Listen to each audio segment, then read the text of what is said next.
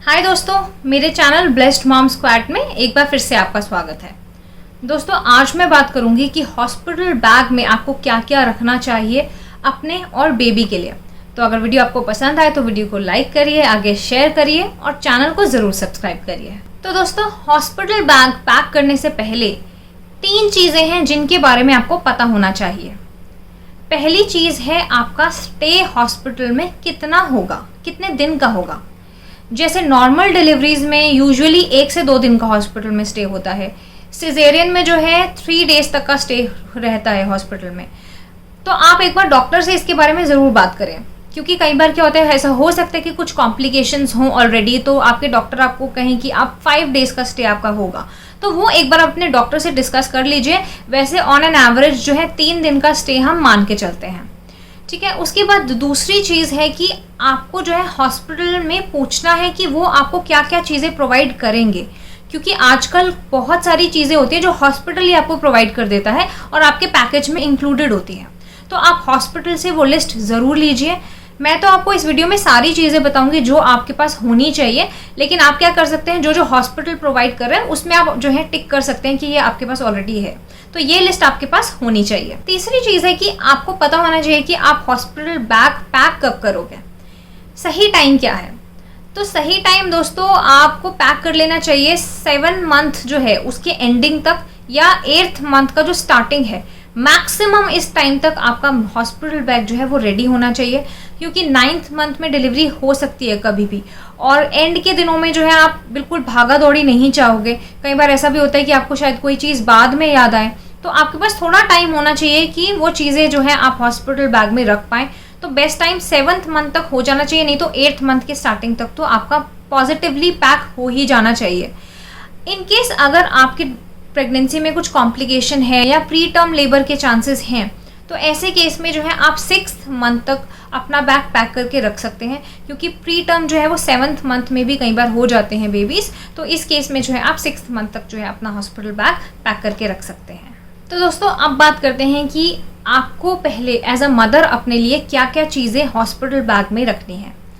तो इसमें सबसे पहली चीज़ तो मैं आपको बोलूँगी दोस्तों, सबसे पहले आप रखिए आपकी मेडिकल रिकॉर्ड की फ़ाइल, क्योंकि ये बहुत ज़्यादा ज़रूरी है। इन केस कई बार क्या होता है, इमरजेंसी हो जाती है तो आपको हॉस्पिटल जाना पड़ता है, हो सकता है आपकी डॉक्टर वहाँ ना हो, तो आपकी मेडिकल रिकॉर्ड फाइल आपके पास होनी चाहिए, जो कि डॉक्टर्स जो हैं देख सकते हैं और आगे प्लान कर सकते हैं।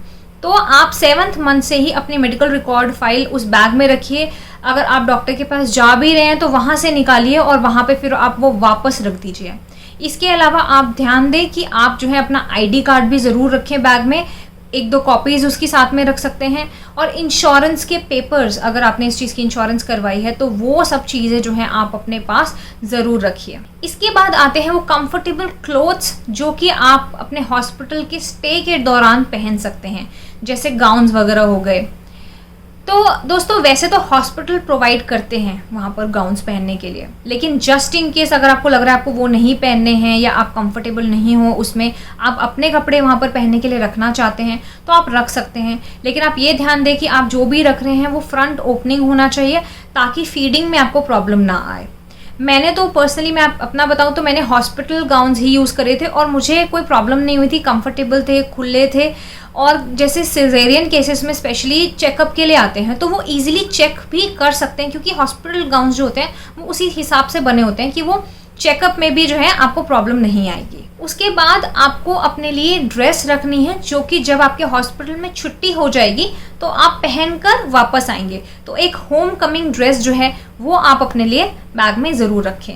इसके बाद आप अपने लिए कोई 2 कॉटन के दुपट्टे रख सकते हैं, क्योंकि क्या होता है, जैसे आप हॉस्पिटल में हो, कोई आपको मिलने आ रहा है, आपको फीड करवाना है, तो ये जो दुपट्टे होते हैं ये आपके लिए काफ़ी ज़्यादा काम आ सकते हैं। आप बच्चे को आराम से फीड करवा सकते हैं उनको ऊपर लेकर। इसके अलावा अगर आप चाहते हैं तो आप फीडिंग पॉन्चोज आते हैं वो भी ले सकते हैं, बट कॉटन के दुपट्टास भी जो है वो भी आपके लिए सही रह सकते हैं। इसके साथ साथ आप जो है एक गर्म शॉल भी अपने पास ज़रूर रखें, क्योंकि मौसम के हिसाब से आप ये चीज़ देख सकते हैं। कई बार क्या होता है कि डिलीवरी के बाद हो सकता है आपको थोड़ी वीकनेस फील हो रही है या आपको थोड़ी सी ठंड लग रही है, तो कंफर्टेबल होने के लिए, कोजी रहने के लिए जो है एक शॉल भी आप अपने पास ज़रूर रखें। इसके बाद आते हैं मैटरनिटी पैड्स। इनकी भी आपको काफ़ी ज़्यादा ज़रूरत पड़ेगी, क्योंकि डिलीवरी के बाद क्या होता है, बहुत ब्लीडिंग होती है। और ये जो मैटरनिटी पैड्स होते हैं ये उसी तरीके से डिज़ाइंड होते हैं कि ये काफ़ी ज़्यादा जो है सोख कर पाते हैं, तो आप ये भी अपने पास ज़रूर रखिए।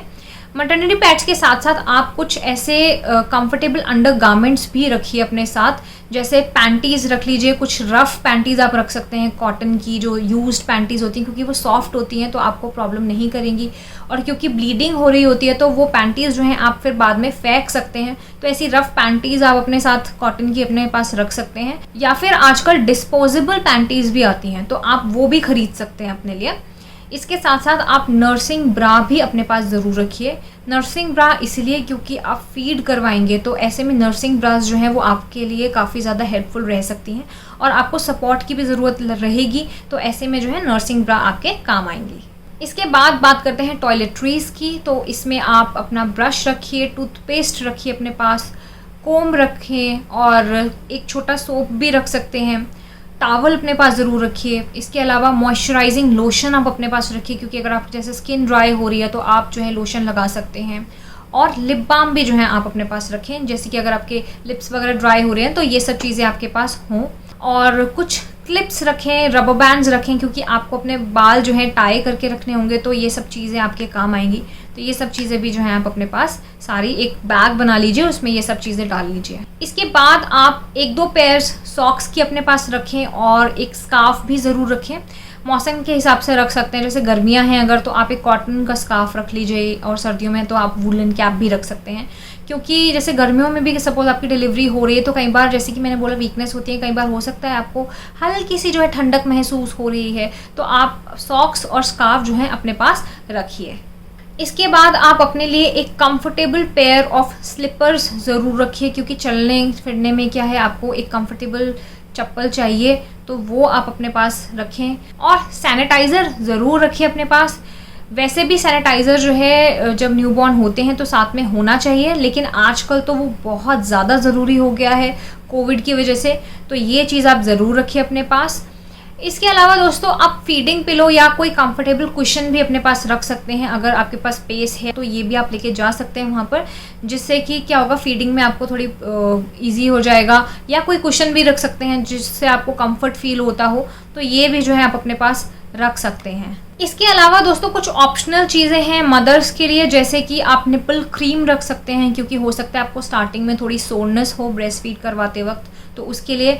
और आप ब्रेस्ट पैड्स भी रख सकते हैं। ब्रेस्ट पैड्स आते हैं जो कि क्या होता है, जिनको ज़्यादा मिल्क बन रहा है या लीकेज की ज़्यादा प्रॉब्लम आ रही है, तो उनके लिए ब्रेस्ट पैड्स जो होते हैं वो ज़्यादा काम आते हैं। तो ये पर्सन टू पर्सन डिपेंड करता है, किसी के यूज़ आते हैं, किसी को यूज़ नहीं आते हैं, तो आप ये ऑप्शनल है, अगर आप चाहें तो आप अपने पास रख सकते हैं ये चीज़ें भी। तो अब बात करते हैं बेबी की लिस्ट के बारे में, कि बच्चे के लिए आपको क्या क्या चीज़ें रखनी है।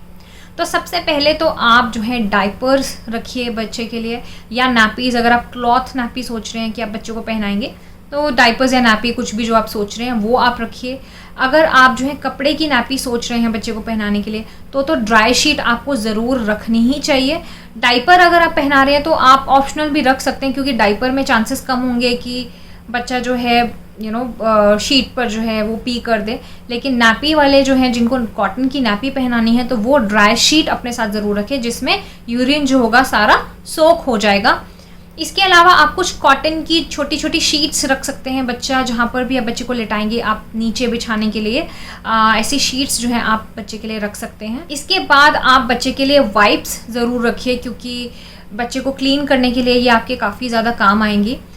वैसे तो जब बच्चा घर पे आ जाएगा तो प्रेफर्ड यही रहता है कि आप बच्चे को कॉटन और गुनगुने पानी से साफ़ करें, लेकिन हॉस्पिटल के स्टे के लिए जो है आप वाइप्स का एक पैक अपने पास रख सकते हैं। इसके बाद आप बच्चे के लिए मिटन्स, सॉक्स और बूटीज़ का सेट आता है, तो वो आप लेकर रखें। मतलब आप 3 सेट लेके रख सकते हैं, जैसे 3 दिन का अगर आपका स्टे है तो उस हिसाब से। और एक जो है गर्म टोपी भी ज़रूर रखें, जस्ट इन केस मौसम चेंज हो जाता है।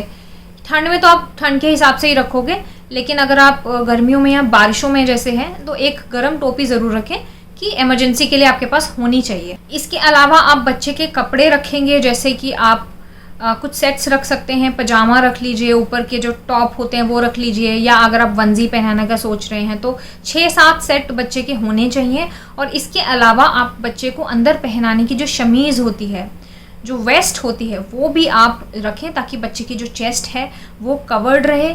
और एक जोड़ा गरम भी आप अपने पास रखिए, जस्ट इन केस, जैसे मैंने बोला मौसम चेंज हो जाता है तो उसके लिए एक गरम जो है जोड़ा होना चाहिए।